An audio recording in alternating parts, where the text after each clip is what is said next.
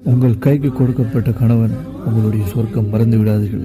தாய்மார்களே, சகோதரிகளே, சொர்க்கமாக நீங்கள் மதிக்கவில்லை என்றால் நாளை மறுமையில் அல்லாஹ்வுடைய சொர்க்கத்தை உங்களுக்கு அல்லாஹ் ஹராமாக்கி விடுவார். எத்தனையோ பெண்கள் ஆகிராவுடைய சொர்க்கம் ஹராமான நிலையில் உலகத்தில் வாழ்ந்து கொண்டிருக்கிறார். அவர்கள் யார்?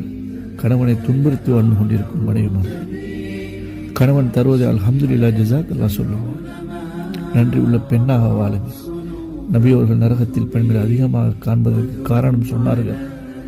லா தஷ்குர் லி ஜௌஜிஹா, கணவனுக்கு அவள் நன்றி செலுத்தலை, ஜஸாக்கல்லாஹ் சொல்லலை. உடுப்பு வாங்கி தந்தா ஜஸாக்கல்லாஹ் சொல்லுங்க. என்னத்துக்கு இதை வாங்கிட்டு வந்தேன்னு சொல்லவானா, ஜஸாக்கல்லாஹ் சொல்லுங்க. உங்களுக்கு சொர்க்கம் கடமை என்றார்கள்.